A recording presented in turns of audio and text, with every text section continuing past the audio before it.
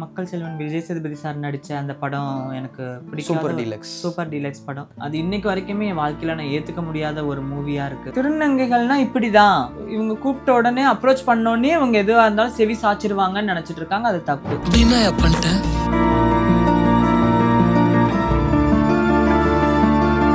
உங்களுக்கு சின்ன வயசுலேருந்து ஆக்டிங் இன்ட்ரெஸ்ட் இருந்துச்சா? சின்ன வயசுலேருந்தே எனக்கு நடிக்கணும்னு ஆசைலாம் இருக்குது. ஏதாவது சின்ன சின்ன மூவி பார்த்துட்டு வந்தால் வீட்டில் கண்ணாடி முன்னாடி நின்று நடிச்சு பார்த்துருக்கேன். அந்த மாதிரி இந்த மாதிரின்னு சொல்லிட்டு ஃபர்ஸ்ட் டைம் எனக்கு அந்த மாதிரி மேடை அமைச்சு கொடுத்தது மதன் தான். நீ எதுக்கும் கவலைப்படாத, நீ நினைச்சது சீக்கிரமே நடக்கும். எந்த மாதிரி வரணும்னு நினைக்கிறீங்க சினிமாவில்? நானும் முன்னணி நடிகைகள் மாதிரி ஒரு நடிகையாக இருக்கணும்னு ஆசைப்படுறேன். பார்த்தீங்கன்னா நம்ம விஜய் சார் ரொம்ப பிடிக்கும். சூப்பர். விஜயோட இன்னைக்கு வரைக்குமே நான் ஒரு விஜயோட பெரிய ஃபேன். ஐயோ, அடுத்து நடிக்க மாட்டேன்னு அவர் சொல்லிட்டாருங்களே, பரவாயில்ல, அப்செட்டாக போச்சா? ஃபர்ஸ்ட் டைம் போட்டுட்டு நான் ரோட்டில் நடந்து போகிறேன். எனக்கு கூச்சமாகவே இருக்குது.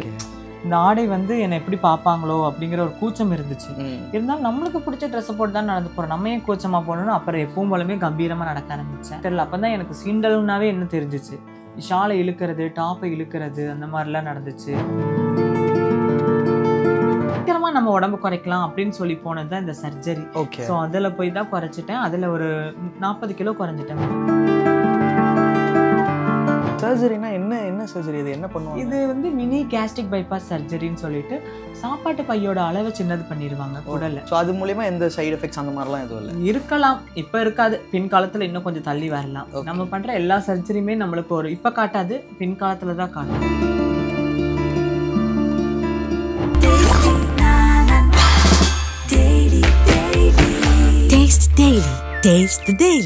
ஸோ வணக்கம், எப்படி இருக்கீங்க? வணக்கம், நல்லா இருக்கேன். நீங்கள் எப்படி இருக்கீங்க? சூப்பராக இருக்கேன்.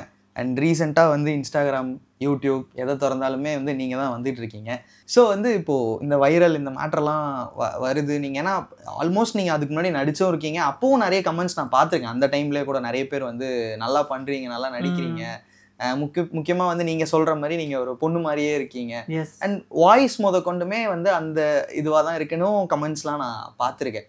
பட் இது அந்த டைம்லலாம் வந்து அந்த நடிக்கிறது அதுலலாம் வந்து கிடைக்காத அந்த பெரிய ஒரு இது இந்த ஒரு வீடியோ, ஒரு சின்ன வீடியோவில் கிடைச்சது. எனக்கு அது ஒன்று தான் என்ன கஷ்டம்னா, நான் அவ்வளோ நடிச்சிருக்கேன். எவ்வளோ அதில் பார்த்தீங்கன்னா 15 எபிசோடு பண்ணியிருக்கேன். அதில் எவ்வளோ அழுதுருக்கிறேன், அழுகுற மாதிரி நடிச்சிருக்கேன், கீழே விழுகிற மாதிரி எவ்வளவோ நான் ட்ரை பண்ணி நடிச்சிருக்கேன். அதில் கூட நான் அதில் வரவேற்பு இருந்துச்சு, இல்லைன்னு சொல்லவே மாட்டேன். இந்த அளவுக்கு வைரல் ஆகலை. நான் அதை கேட்க வந்தேன். அது உங்களுக்கு வந்து ஹாப்பியாக இருக்கா? இல்லை ஒரு கட்டம் ஓகே வைரல்லாம் ஆகுறோம் ஃபைன், ஆனால் நம்ம இவ்வளோ எஃபர்ட் போட்டு பண்ணதை விட சும்மா நடந்து வந்ததுக்கு வைரல் ஆகிட்டுமே? அதான் நான் என்ன நினைக்கிறேன்னா, அது வந்து நான் வந்து ஃபஸ்ட்டு இந்த குண்டா இருக்கும் போது நடித்தனால அதில் அந்த அளவுக்கு நான் ரீச் ஆகாமல் போயிட்டேன்னா, இல்லை இதில் ஒல்லியான பிறகு இன்னும் கொஞ்சம் நம்ம இன்னும் அழகாக தெரியுறமான்னு எனக்கு தெரியல அப்படிங்கிறது தான் யோசிக்கிறேன். ஆனால் வைரல் ஆனது நான் தானே அப்படிங்கும்போது அதில் ஹாப்பியாக தான். ஓகே, இன்னைக்கு ஆனாலுமே நம்ம தானே ஆகியிருக்கோம். எஸ். ஓகே, ஸோ இந்த அண்ட் ஆக்சுவலாக நீங்கள் ஒரு ஆக்டரும் கூட நிறைய இப்போ சீரீஸ் இதெல்லாம் பண்ணியிருக்கீங்க. உங்களுக்கு சின்ன வயசுலேருந்தே ஆக்டிங் இன்ட்ரெஸ்ட் இருந்துச்சா? சின்ன வயசுலேருந்தே எனக்கு நடிக்கணும்னு ஆசைலாம் இருக்குது. ஏதாவது சின்ன சின்ன மூவி பார்த்துட்டு வந்தால் வீட்டில் கண்ணாடி முன்னாடி நின்று நடிச்சு பார்த்துருக்கேன். அந்த மாதிரி இந்த மாதிரின்னு சொல்லிட்டு ஃபர்ஸ்ட் டைம் எனக்கு அந்த மாதிரி மேடை அமைச்சு கொடுத்தது மதன் தான். ஓகே, நம்ம பையன் மதன் சேனலில் தான் ஃபர்ஸ்ட் டைம் எனக்கு அழகான ஒரு ஸ்டேஜ் கொடுத்து என்னை நடிக்க வச்சாரு. ஸோ அதுலேருந்து எனக்கு இப்போ வந்து நான் எங்கே நடிக்கிறதா இருந்தாலும் அந்த கூச்சம் போயிடுச்சு. ஓகே, ஸோ இப்போ நீங்கள் வந்து ஒரு பெண்ணாக மாறி அதுக்கப்புறம் இந்த சமுதாயத்தில் இறங்கி முதல் நாள் நடந்திருப்பீங்களே, அந்த நாள் பற்றி சொல்லுங்கள்.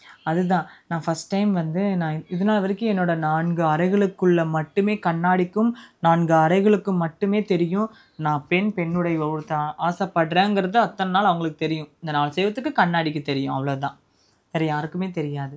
ஃபஸ்ட் டைம் போட்டுட்டு நான் ரோட்டில் நடந்து போகிறேன். எனக்கு கூச்சமாகவே இருக்குது. இந்த ஆடை வந்து என்னை எப்படி பார்ப்பாங்களோ அப்படிங்கிற ஒரு கூச்சம் இருந்துச்சு. இருந்தாலும் நம்மளுக்கு பிடிச்ச ட்ரெஸ்ஸை போட்டு தான் நடந்து போகிறோம், நம்ம ஏன் கூச்சமாக போகணும்னு அப்புறம் எப்பவும் போலமே கம்பீரமாக நடக்க ஆரம்பித்தேன்.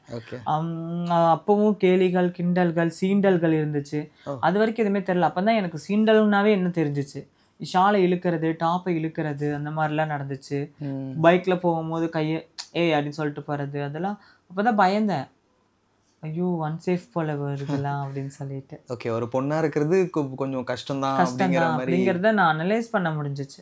இப்போ பாம்பே நமக்கு நல்ல மொழி தெரிஞ்ச ஊர்லயே நம்ம தனியா வந்துட்டா அந்த வயசுல செம கஷ்டம் பண்றது, ரொம்ப கஷ்டம். பாம்பேல எப்படி மொழி தெரியுமா உங்களுக்கு? ஹிந்தி எதுவுமே அப்ப இப்ப தெரியும். ஓகே, அப்ப அந்த டைம்ல. தெரியாது, அந்த டைம்ல தெரியாது. ஓகே, எப்படி என்ன பண்ணீங்க? போய் இறங்குனீங்கல்ல, என்ன நடந்தது அங்க? இறங்குனேன். அப்புறம் இந்த மாதிரி நான் சொன்னேன், எங்களோட கூட்டாளிகளோட இடத்துக்கு கூட்டிட்டு போங்கன்னு சொன்னேன். அப்ப கூட்டிட்டு போய் விட்டாங்க. திருநங்கை சமூகத்துல போட்டு விட்டாங்க. பழகினேன், பேசினேன், பிடிச்சிருந்துச்சு, நல்லா பார்த்துக்கிட்டாங்க. இன்னைக்கு வரைக்கும் அவங்க தான் என்னை பார்த்துக்கிட்டு இருக்காங்க. எனக்கு ஃபஸ்ட்டு கொஞ்ச நாள் அங்கே சர்வே பண்ணுறது ரொம்ப கஷ்டமாக இருந்துச்சு. எனக்கு என்னன்னா, திரும்பி என்னோட வீட்டுக்கு போய் நான் அப்படி வாழ்கிறதா, இல்லை மொழி தெரியாத இந்த ஊரில் கஷ்டப்பட்டா நம்மளுக்கு பிடிச்ச மாதிரி வாழ்கிற வாழ்க்கை பெருசான்னு பார்க்கும்போது, எனக்கு மொழியே தெரியாட்டியும் பரவாயில்ல, தண்ணி இல்லாத காட்டுக்குள்ளே கொண்டு போய் பாலைவனத்தில் விட்டாலும் சரி, எனக்கு இந்த ஆடை சுதந்திரம் கிடச்சிருச்சு. ஒரு ரிப்பீட்டடான விஷயம் வந்து இது நான் வந்து எனக்கு அது ஃபேஸ் பண்ண நான் அப்படின்னா நீங்கள் எதை சொல்லுவீங்க? அப்போலேருந்து இப்போ வரைக்கும் இந்த ஒரு விஷயம் நான் ரிப்பீட்டடாக இப்போ கூட சொல்கிறேன், இப்போ உங்களுக்கு பக்குவம் ஆயிருக்கும், இருந்தாலுமே இந்த விஷயத்தை நான் ஃபேஸ் பண்ணிட்டு இருக்கேன் அப்படின்னா நீங்கள் எதை சொல்லுவீங்க? என்னன்னா, திருநங்கைகள்னா இப்படி தான், இவங்க கூப்பிட்ட உடனே அப்ரோச் பண்ணோடனே இவங்க எதுவாக இருந்தாலும் செவி சாச்சிருவாங்கன்னு நினச்சிட்டு இருக்காங்க. அது தப்பு. ஓகே, அப்படி கிடையாதுங்கிறத என்னோட பொண்ணுன்னா இப்போ நீ டைரெக்டாக நீ போய் அப்ரோச் பண்ண முடியாது. நீ உடனே போய் சொல்லிட முடியுமா? நம்பர் கொடுங்க, எங்கே இருப்பீங்க, உங்கள் வீட்டுக்கு வரலாமா, நீ கேட்பியா? தப்புதான். செருப்பை கழட்டி 4 அடிக்க மாட்டா அதெல்லாம். ஸோ என்ன, நீ டைரெக்டாக வந்து என்கிட்ட அப்ரோச் பண்ணும்போது அப்போ உனக்கு தெரியும் நான் இப்படி இருக்கேன், நான் கேட்டால் நான் சிரிச்சுட்டே போயிடுவேன்னு. ஸோ அது மாறணும். அதனால அது ஒன்று தான் எனக்கு எல்லா பக்கம் போகும்போது ஃபஸ்ட்டு என்னை பொண்ணுன்னு நினச்சிட்டாங்கன்னா என்கிட்ட பேச மாட்டாங்க, தூரத்துலேருந்தே சைட் அடிக்கிறது, அப்படி பார்த்துட்டு போகிறதுலாம் இருக்கும். கொஞ்சம் நான் இப்படி தெரிஞ்சிச்சுன்னா அதுக்கப்புறம் டேரெக்டாக வந்து அப்படி எனக்கு தெரியல, உன்னை பொண்ணுன்னு நினச்சிட்டேன், சரி அப்போ நம்பர் கொடு, ஓகே, அப்போ அட்ரஸ் சொல்லு. அதெல்லாம் பொண்ணுன்னு நினச்சிட்டேன், பொண்ணு இல்லைன்னு தெரிஞ்சாலும் நம்பர் கூட வீட்டுக்கு வருவேன்னு எனக்கு புரியல. அந்த லிபர்ட்டி யார் உங்களுக்கு கொடுத்தது? ஒரு பொண்ணு இல்லைன்ற மாதிரி தெரிஞ்சதுக்கப்புறம் யார் நீங்கள் அப்படி அப்ரோச் பண்ணுறது, அந்த தைரியம் எப்படி வந்தது உங்களுக்கு? தெரியல, அதுதான் எனக்கும். ஓகே, ஸோ அது ஒரு விஷயம் மாறணும் அப்படின்னு நினைக்கிறேன். நிறைய பேர் வந்து ஒரு திருநங்கை அப்படின்னு எடுத்துக்கிட்டோன்னா அவங்க ஒரு சில விஷயங்கள் மட்டும்தான் செய்வாங்க. நீங்கள் சொன்ன மாதிரி யாசகமாக இருக்கலாம், இல்லை வந்து நிறைய பாலியல் இதுவாக இருக்கும் அப்படின்ற மாதிரி தான் இருக்காங்க. பட் இன்னமும் இன்னைக்கு வந்து இன்டர்நேஷ்னல் லெவலில் நிறைய சாதிச்சுட்டு இருக்காங்க. கண்டிப்பாக. பட் இன்னமும் அந்த மைண்ட் செட்டில் இருக்கிறத வந்து நீங்கள் எப்படி பார்க்குறீங்க? அண்ட் இந்த சாதிக்கிறாங்கல்ல, அவங்களுக்கு என்ன சொல்லணும்னு நினைக்கிறீங்க? அதுதான் சொல்கிறேன், இன்றைக்கி சொல்கிறேன், சாதிக்கிற எல்லா திருநங்கைகளுக்குமே இன்றைக்குமே நான் ஒரு ஹேட்ஸ்அப் பண்ணுவேன். கண்டிப்பாக நீங்கள் தான் எங்களோட ரோல் மாடல்ஸ் இன்றைக்கு வரைக்குமே. உங்களை பார்த்து நாங்கள் இன்னும் நிறைய இளம் திருநங்கைகள் வர திருநங்கைகள் எல்லாத்துக்குமே நீங்கள் ஒரு பெரிய ரோல் மாடலாக இருக்கணும். அவங்களுக்கு நீங்கள் அறிவுறுத்திட்டே இருக்கணும், இப்படி வரணும் அப்படி வரணும்னு. மற்றபடி மக்களுக்கு நான் என்ன சொல்கிற வரேன்னா, எவ்வளவோ டெவலப் ஆயிடுச்சு. நீங்கள் இன்னும் அந்த காலத்திலே இருக்காதீங்க, எல்லாம் வளர்ந்துட்டு வந்துட்டாங்க. நீங்கள் வந்து அப்போ பார்த்த திருநங்கைகள் இன்னும் யாசகம் கேட்குறாங்க, ரோட்லேயே நிற்கிறாங்க, இல்லை நிறைய இடத்துல சாதிச்சுட்டு இருக்காங்க. அது மாறணும்னா காலம்தான் பதில் சொல்ல முடியும். எங்ககிட்ட இப்போ எதுவுமே இல்லை. காலங்கள் மாற மாற மக்கள் கொஞ்சம் இப்போதான் வந்துட்டு இருக்காங்க இல்லையா, இனி வர ஜென்ரேஷனுக்குலாம் தெரியுது. ஆமாம், அவேர்னஸ் இருக்குது. இன்னும் அந்த சைடில் இன்னும் கொஞ்சம் பின்னாடி இருக்கிறவங்களுக்கு தெரியல, இவங்க இப்படி தான் நினச்சிட்டு இருக்காங்க. ஓகே, இப்போ நீங்கள் சொன்னீங்க என்ன அவேர்னஸ் நிறைய வர ஆரம்பிச்சிருச்சு அப்படின்னு சொல்லிட்டு. இந்த கடந்த காலங்களில் நிறைய படங்கள் பார்த்துருப்பீங்க, பர்டிகுலராக இந்த கம்யூனிட்டி பீப்புளை வந்து தப்பாக சித்தரிக்கிறதா இருக்கட்டும், அவங்கள வந்து கிண்டல் பண்ணி பாட்டு பாடுறதா இருக்கட்டும், நம்பர் வார்த்தைகளை சொல்லி இது பண்ணுறதா இருக்கட்டும்.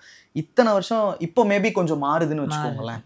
இதெல்லாம் பார்க்கும்போது உங்களுக்கு எப்படி இருக்கும் படங்களில் பார்க்கும்போது? எனக்கு படங்களில் எனக்கு வந்து அதான் சொல்கிறேன், எனக்கு முகம் சுழிச்சு எனக்கு ஐயோ இப்படி எடுத்துட்டாங்களே இந்த படம் அப்படின்னு நான் முகம் சுழித்து என்னால் முடியலை, இந்த படத்தை பார்க்க முடியல, எனக்கு கஷ்டமாக இருக்கா, என்னோட ஃபீலிங் சொல்கிறேன். எனக்கு அது பிடிக்கல. ஓகே, அப்படின்னா நம்ம மக்கள் செல்வன் விஜய் சேதுபதி சார் நடித்த அந்த படம் எனக்கு பிடிக்கும்.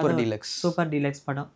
அது இன்னைக்கு வரைக்குமே என் வாழ்க்கையில் நான் ஏற்றுக்க முடியாத ஒரு மூவியாக இருக்குது. ஏன்னா அப்படி சித்தரிச்சிருக்கிறது எனக்கு பிடிக்கல. பட் அவர் அதில் ஸ்ட்ராங்காக ஒரு ஆளாக வராரு, வீட்டுக்கே வராரு, அவங்க ஒய்ஃபை பார்க்கறதுக்கு வராரு, அதெல்லாம் நல்லா இருந்தது. பட் எங்கேயோ ஏதோ மிஸ் ஆயிடுச்சுன்னு நினைக்கிறேன். என்னன்னு சொல்கிறேன்னா, அது குழந்தை பெற்ற பிறகு ஓடி வந்து இப்படி பண்ணி அது எனக்கு அதில் புரிதல் இல்லை. எனக்கு அந்த படம் எனக்கு பிடிச்சிக்கல.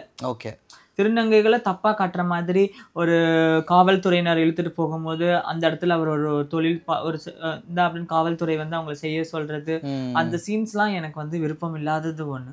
ஸோ அதோட கண்டினியூஷன் இதுவாக நீங்கள் இப்போது இண்டஸ்ட்ரிக்குள்ளே சினிமாக்குள்ளே வர ஆரம்பிக்கிறீங்க. உங்களுக்கு நீங்கள் கண்டிப்பாக ஒரு ஆசை இல்லாமல் ஒரு பிளான் இல்லாமல் நீங்கள் ஒரு மதன் சொன்னப்போ நீங்கள் அதை அக்செப்ட் பண்ணியிருக்க மாட்டீங்க. இல்லைங்க வேணான்னு தான் சொல்லியிருப்பாங்க யூஸ்வலாக. பட் நீங்கள் அது உள்ளே வந்து நான் பண்ணுறேன் அப்படின்னு வரும்போது யூ ஹேவ் சம் பிளான். கண்டிப்பாக வந்து நான் சினிமாவில் வந்து நடிக்கணும், இந்த மாதிரி ரோல்ஸ் பண்ணணும் அப்படின்னு ஒரு ஐடியா இருக்கும். சும்மா சொல்லுங்க, எந்த மாதிரி வரணும்னு நினைக்கிறீங்க சினிமாவில்? நானும் முன்னணி நடிகைகள் மாதிரி ஒரு நடிகையா இருக்கணும்னு ஆசைப்படுறேன். சப்போர்ட்டிங் கேரக்டர்ஸ் மாதிரியா இல்லை லீட் எப்படி கொடுத்தாலும் ஃபர்ஸ்ட் எதுவா இருந்தாலும் எனக்கு பண்ணணும். அது எந்த கேரக்டரா வைஸ் பண்ணாலுமே அதுல நான் முன்னணியா இருக்கணும்னு நினைக்கிறேன். ஓகே, ஸோ மேபி ஃபியூச்சர்ல வந்து இந்த இவ்வளோ நாள் சினிமாவில் போர்ட்ரே பண்ணதெல்லாம் மாற்றணும் அப்படிங்கிற தாட் இருக்கா?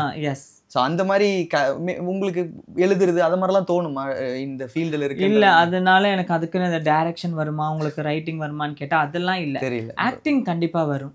நீங்கள் சின்ன வயசுலேருந்து நடிக்க எனக்கு பிடிக்கும் அப்படின்னு சொன்னீங்கல்ல, யார் எந்த ஸ்டார் உங்களுக்கு ரொம்ப பிடிக்கும், எந்த கேரக்டர் ரொம்ப பிடிக்கும்? எனக்கு சின்ன வயசில் பார்த்தீங்கன்னா எனக்கு ரொம்ப பிடிக்கும் அப்படின்னு சொன்னால் எனக்கு விஜயகாந்த் சார் ரொம்ப பிடிக்கும்.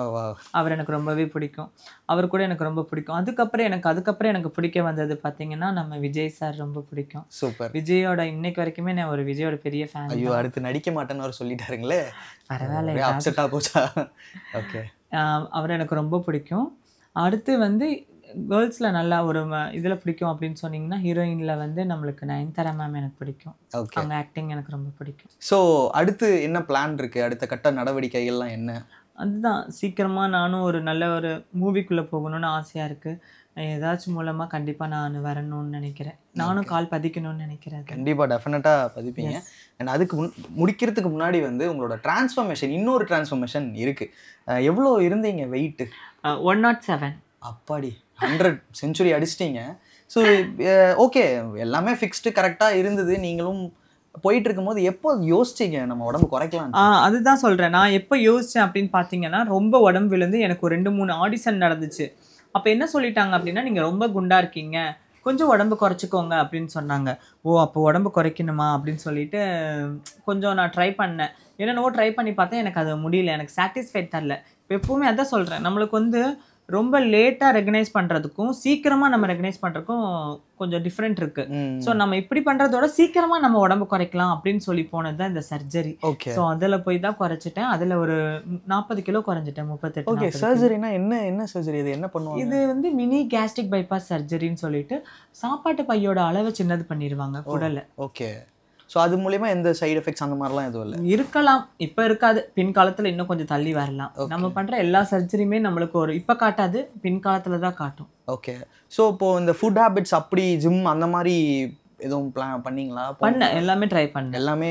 பட் குறையல, அதனால எதுவுமே எனக்கு பலன் அளிக்கல. ஓகே, ஸோ ஓகே, இப்போ குறைச்சாச்சு. இதுக்கப்புறம் ஏதாவது வராங்களா? நிறைய ஆடிஷன்ஸ் மூவியில் இப்போ கமிட் ஆயிருக்கேன். சைட் அப்படிங்கிற ஒரு மூவியில் கமிட் ஆயிருக்கேன். சூப்பர் சூப்பர், வாழ்த்துக்கள். ரொம்ப சந்தோஷம் வந்து உங்களோட பேசுனதுல. அண்ட் சீக்கிரமா வந்து ஒரு சூப்பர் டூப்பர் ஹிட் படத்துல வந்து நீங்க நடிச்சு அந்த இன்டர்வியூ நான் எடுக்கணும்னு வந்து கண்டிப்பா உங்களோட வாக்கெல்லாம் பழிக்கணும். கண்டிப்பா. Thank you so much. நன்றி. Thank you so much.